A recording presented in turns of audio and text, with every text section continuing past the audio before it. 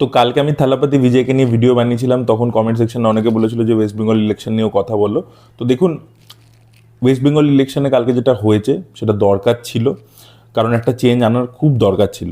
এটা একদম 100% সত্যি কথা। এবং আপনারা যদি দেখেন, এই যে প্রত্যেকটা আমল আমাদের এখানে শেষ হয়েছে, পরের একটা চেঞ্জ এসছে, লাস্ট আমরা 2011 সালে দেখেছিলাম। তার কারণ কিন্তু আপনি যদি দেখেন, সেবারেও তাই দেখেছিলাম, আমরা ছোটো ছিলাম তখনও দেখেছিলাম যে আগের গভর্নমেন্ট এত ভুলভাল কাজ করতে থেকেছে যে গ্রাউন্ড লেভেলে মানুষ প্রচণ্ড রেগে আছে তাদের ওপরে, ঠিক আছে? তাদেরকে জাস্ট সরাতে চাইছে, তাদেরকে আর জাস্ট নিতে পারছে না। এবং সেখান থেকে কিন্তু একটা মানে তারা ভোট করছে বিরোধী দলের জন্য। এই জিনিসটা আমরা মানে প্রথম 2011 সালে দেখেছিলাম। তার আগের যে গভর্নমেন্ট ছিল তাদের ওই সেম জিনিস হয়েছিল শেষের দিকে টেনিয়রের এসে। এবং সেখান থেকেই এই 2011 সালে এই দল তৈরি মানে এলো পাওয়ারে। এবং তারপরে ইনিশিয়ালি কিন্তু মানুষ ভরসা করেছিল যে হ্যাঁ, কিছু একটা চেঞ্জ এসছে, সেখান থেকে বেটারমেন্ট হবে। এবং ইনিশিয়ালি কিছুর দিকে অল্প বিস্তর হয়েও ছিল, কিন্তু তার পরবর্তীতে এই যে পাওয়ারের অ্যাবিউস, ঠিক আছে, এবং একটা পয়েন্টে পরবর্তীতে যেখানে আর কি ইন্ডিকেশন আসছে যে ভাই তুমি যে জিনিসগুলোর ভিত্তিতে মানে যে জিনিসগুলোকে ওয়েপেনাইজ করছো, ঠিক আছে, সেটা হচ্ছে যে আমি কোনো ডেভেলপমেন্ট করব না, আমি কোনো মানে কোনো ম্যানুফ্যাকচারিং ইউনিট করছি না, কোনো জব অপরচুনিটি ক্রিয়েট করছি না, আমি খালি ভাতা দিচ্ছি, ঠিক আছে, এই জিনিসটাকে ওয়েপেনাইজ করছি। তারপরে আমি কি করছি, একটা সার্টেন কমিউনিটিকে তোষণ করছি, দিয়ে সেটার ভোট ব্যাঙ্কটা সেভ করছি। এই জিনিসগুলোকে ওয়েপেনাইজ করছিল, এগুলোই তার সব থেকে বড় অস্ত্র ছিল। এবং সেটা থেকে সেটা ব্যাকফায়ার করে যখন উল্টো দিকে আরেকটা অপোজিশন তৈরি হচ্ছে এবং একটা লোকেদের মধ্যে রাগ তৈরি হচ্ছে, ঠিক আছে, তারা কোনো অপরচুনিটিস পাচ্ছে না, কিছু পারছে না। তো সেখান থেকে এই ইন্ডিকেশনগুলো কিন্তু আজ থেকে নয়, বহু বছর ধরেই কিন্তু ধীরে ধীরে ধীরে ধীরে চোখের সামনে আসছিল। কিন্তু সেগুলোকে একদম সিরিয়াসলি না নেওয়া এবং তারপরে একটা ঔদ্ধত্য, একটা অহংকার যে হ্যাঁ যা ইচ্ছে তাই করব, এখানে তো আমাদেরকে কেউ হারাতে পারবে না, আমাদের সিকিউরড ভোট ব্যাঙ্ক আছে এবং আমরা এই ভাতা দিয়ে দিয়ে মানে চালিয়ে দেবো, ঠিক আছে, অ্যাকচুয়াল গ্রাউন্ড লেভেলে কোনো কাজ করব না, সেটা শিক্ষা হোক, স্বাস্থ্য হোক, জব অপরচুনিটি হোক, কিচ্ছু করব না। তো এই জিনিসপত্র করতে করতেই কিন্তু মানুষের মধ্যে একটা রাগ। এই যে কালকে যে রেজাল্টটা এসছে সামনে, অনেকে দেখছি বলছে যে অনেক রকমের খেলা আছে এখানে, সেন্ট্রাল, সেখানে ইলেকশন কমিশন তাদের হাতে ছিল। যদি সত্যি হতো এটা না, তাহলে তো সব জায়গাতেই তারা জিতে নিতে পারতো। এটা তো কথা নয়, এটা তো জাস্ট একটা ফালতু ফালতু লজিক।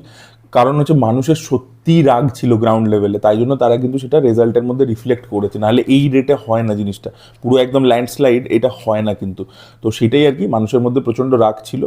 তো আজকে আমি একটা কথা মমতা ব্যানার্জিকে নিয়ে বলতে চাই, সেটা হচ্ছে যে উনি বিরোধী দলনেত্রী হিসাবে, ঠিক আছে, ওনার যে দাপট ছিল, উনি যেভাবে রাজনীতি করেছিলেন, যে অপোজিশন কীরকম হতে হয়, তাকে কতটা মানে রাস্তায় নেমে আসতে হয়, কতটা মানে লড়াকু হতে হয়, সেই জিনিসটা কিন্তু উনি লাইভ এক্সাম্পল হয়েছেন এবং তিনি সেটা খুব ভালোভাবে করেছেনও দিনের পর দিন। তো সেটা হিসাবে উনি কিন্তু একটা ডেফিনেটলি এক্সাম্পল হয়ে থাকবেন। কিন্তু অ্যাজ এ নেত্রী কীভাবে একটা স্টেটকে চালাতে হয়, সেখানে কী ডেভেলপমেন্ট করতে হয়, কী করতে হয়, সেইটা হিসাবে তিনি ফেল করেছেন, ঠিক আছে। প্রচুর প্রচুর মানুষ তাকে ভরসা করেছিল দিনের পর দিন, কিন্তু সেইটাতে তিনি কোনো অ্যাকচুয়াল গ্রাউন্ড লেভেলে কাজ করেননি, ঠিক আছে। এবং চোখ বন্ধ করে প্রচুর প্রচুর প্রচুর করাপশান ইত্যাদি সেগুলোকে হতে দিয়েছেন, সেগুলো নিয়ে কিছু বলেননি। তো এই জিনিসপত্র হতে থেকেছে এবং সেই জন্য আজকে মানুষ ওই রাগটা বুঝিয়ে দিল, তাদেরকে জবাব দিয়ে দিল। So this is the entire scenery of the state right now. এবং এখান থেকে ফিউচার জেনারেশনের এটাই শেখা উচিত, যারা এখন গভর্নমেন্ট ফর্ম করছে, যে এটা কিন্তু মানে চিরস্থায়ী নয়। মানে একসময় আমরা ছোটোবেলায় শুনতাম যে এখান থেকে সিপিএম কোনোদিনও যাবে না, এখানে আনবিটেবল, তারপরে সেটাও গেল, ঠিক আছে, কারণ শেষের দিকে মানে যা হয়েছিল। তার পরবর্তীতে সেম জিনিস আমরা শুনলাম যে টিএমসি এখান থেকে যাবে না। কিন্তু সেটা যেন না হয় আর রিপিট, যে অ্যাকচুয়াল যেন কাজ হয়, অ্যাকচুয়াল যেন ডেভেলপমেন্ট হয়, ঠিক আছে, বিজনেস আসে, জব অপরচুনিটিস ক্রিয়েট হয়, হেলথের ইনফ্রাস্ট্রাকচার বেটার হয়, এডুকেশনের ইনফ্রাস্ট্রাকচার বেটার হয়। তো এই জিনিসপত্রগুলো, অ্যাকচুয়াল যে জিনিসপত্রগুলো, বেসিক যে জিনিসপত্রগুলো, সেগুলো যেন মানুষের কাছে পৌঁছায়, ঠিক আছে। সেখান থেকে শিক্ষা নিয়ে যে আগের গভর্নমেন্ট দেখো এইগুলোতে ফেল করেছিল বলেই আজকে মানুষের এত রাগ হয়েছে, তো সেইটা যেন না হয়, ঠিক আছে। এই যে এত স্ক্যামস ইত্যাদি সেগুলো যেন বন্ধ হয়, ঠিক আছে, অ্যাকচুয়াল কাজ হয়, মানুষের যেন ডেভেলপমেন্ট হয়, এটাই আশা করব সামনের দিনে। সেই চেঞ্জটার জন্যই আমরা ভোট করেছি। আমরা আশা করব সেই বেটার একটা ফিউচার আমরা দেখতে পাবো খুব শীঘ্রই। এবার আমরা একটু ছোট করে চলে আসবো যে সিনেমা ইন্ডাস্ট্রির কী হচ্ছে, মানে কি হতে চলেছে, আমার কি প্রেডিকশন, আমি একটা অ্যানালিসিস করবার চেষ্টা করব। সেটা হচ্ছে যে দেখুন এখানে পাল্টি তো আপনারা দেখতে পাবেন অলরেডি কাল থেকে স্টার্ট হয়ে গেছে, দুদিন আগে অবধি অন্য পার্টির হয়ে র্যালি করছিল, আর এখন যেই রেজাল্ট অন্যরকম হয়েছে সঙ্গে সঙ্গে পাল্টি খাওয়া শুরু, ঠিক আছে, পোস্ট দেওয়া শুরু করেছে এবং সেগুলো পাবলিক চিনতেও পারছে। ব্যাপার হচ্ছে কি, দেখুন বিজেপির ফেসেস দরকার, ঠিক আছে, তাদের এখানে ওয়েস্ট বেঙ্গলের মধ্যে, কিন্তু তাদের এই জিনিসটা মানে মাথায় রেখে করা উচিত যে এই যে লোকগুলো, এই যে সিনেমার সাথে অ্যাসোসিয়েটেড লোকগুলো, they have lost their credibility entirely. প্রথম কথা তো যখন এই পার্টি করতো তখনই ক্রেডিবিলিটি হারিয়ে গেছিলো, ঠিক আছে। আর সেকেন্ড কথা হচ্ছে এখন যখন এই পাল্টিটা খাবে, ঠিক আছে, তখন তো আরোই মানে যা অল্প বিস্তর ক্রেডিবিলিটি যাদেরই ছিল সেটাও কিন্তু পুরোপুরি শেষ হয়ে গেছে। তো এদেরকে কিন্তু কাজে লাগিয়ে মানে রুলিং পার্টির কোনো লাভ হবে না, ঠিক আছে, মানে এদেরকে যদি মানে অনবোর্ড করে নিজের পার্টিতে কোনো লাভ হবে না, কারণ এদের ক্রেডিবিলিটি পুরোপুরি জিরো, ঠিক আছে। কারণ বাংলা সিনেমা, বাংলা গান এগুলো সব মানুষ রিজেক্ট করে দিয়েছে, ঠিক আছে। তো অ্যাকচুয়ালি দেখুন এই সফট পাওয়ারটাকে তো যে কোনো পার্টি হাতে রাখতে চায়, ঠিক আছে, সেটা তামিলনাড়ুতে হোক, সেটা সেন্ট্রালে আপনারা দেখেছেন বলিউডে যেরকম একটা মানে রাখতে চায় সফট পাওয়ার, তো যে কোনো দেশেই আর কি নিজের পলিটিক্যাল পার্টি যে এই যে সফট পাওয়ার, কালচার, আর্ট, এগুলো আমাদের হাতে থাকবে। এবার আমার কথা হচ্ছে কি, এখন যে রুলিং পার্টি হবে তার যে ন্যারেটিভ আছে বা তাদের মানে আইডিওলজিক্যাল জিনিসপত্র দেখানোর জন্য অলরেডি তো বলিউড রয়েছে, ঠিক আছে, অলরেডি তাদের কাছে অত বড় ইন্ডাস্ট্রি রয়েছে, একটা ধুরন্ধরের মতো ছবি তো সেই জিনিসটা সার্ভিস অলরেডি করে দিচ্ছে, ঠিক আছে। তো সেখানে আলাদা করে এখানে কি দরকার আছে তাদের এই লোকগুলোর, ঠিক আছে। আর এই লোকগুলোর কি আদৌ ক্রেডিবিলিটি আছে? তো নেই। তো এদের দরকারও নেই, ঠিক আছে। তো আশা করবো সেইভাবেই আর কি অনবোর্ডিংটা মানে তারা করতে দেবে, ঠিক আছে। এদেরকে অনবোর্ড করে কোনো লাভ নেই, আর এদের ক্রেডিবিলিটি জিরো। আর সেকেন্ড কথা হচ্ছে যে এদেরকে আদৌ দরকার আছে, বিকজ বাংলা সিনেমাই লোকে রিজেক্ট করে দিয়েছে already. You have the Bollywood and everything to serve your narrative, তো সেখানে দরকারও নেই।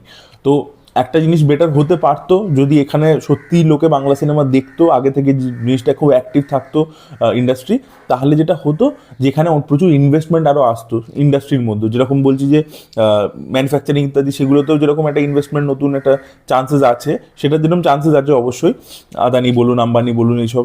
বাট সেটা কি ফিল্ম ইন্ডাস্ট্রির মধ্যে হবে যে বাইরে থেকে কর্পোরেট ফিন্যান্স আসতে শুরু করবে, আরও ইন্ডাস্ট্রিয়াল ফিন্যান্স, ধরুন জিও স্টুডিওজ এসে আরও এই করছে, ঠিক আছে, সিনেমা বানাচ্ছে ইত্যাদি, সেটা একটা পসিবিলিটি হতে পারতো যদি এটা রানিং ইন্ডাস্ট্রি হতো, ঠিক আছে। যেহেতু দর্শকের সাথেই মানে তারটা কেটে গেছে, দর্শকই দেখে না, তাই জন্য কোনো লোকের ওরকম এসে ইনভেস্ট করা তাদের কাছে it doesn't make any sense.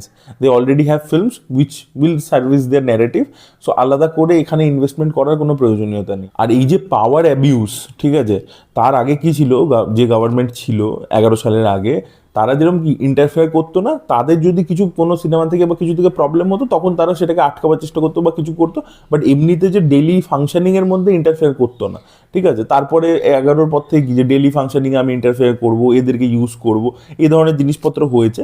এবার কথা হচ্ছে কি, এতে কি হয়ে গেছে যে ওই পুরো টেনিওরটাতে লোকে শিখে গেছে যে পাওয়ার অ্যাবিউজ কী করে করতে হয়, কী কী এখান থেকে কামাই করা যেতে পারে, কীভাবে এক্সপ্লয়েট করা যেতে পারে, কী কী পাওয়ার প্লে করা যেতে পারে, ঠিক আছে। এই সব জিনিসপত্র কিন্তু শিখে গেছে। একটা সার্টেন হল আছে, এটা আপনিই পাবেন, এখানে আপনার সিনেমায় আপনি চালাতে পারবেন। তো এই যে জিনিসপত্রগুলো হয়েছে, এগুলোতে এটা সবাই শিখে গেছে।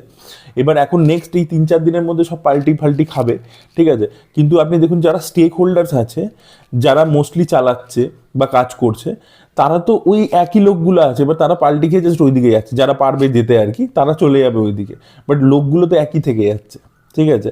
এবং এই যে পাওয়ার অ্যাবিউসের যে কালচারটা চলে এসছে, এটা আমার মনে হয় না যাবে বলে, ঠিক আছে। এটা কিন্তু থাকতে চলেছে, যে কাল থেকে অনেকে পোস্ট ইত্যাদি দিচ্ছে, অনেক ফিল্ম ইন্ডাস্ট্রি অ্যাসোসিয়েটেড লোকজন, যে এবার সব ঠিক হয়ে যাবে আমার মনে হয় এটা তো একটা জিনিস যে আপনি একবার শিখে নিলেন যে আচ্ছা এইটা এরকমভাবে করা যায়, ঠিক আছে।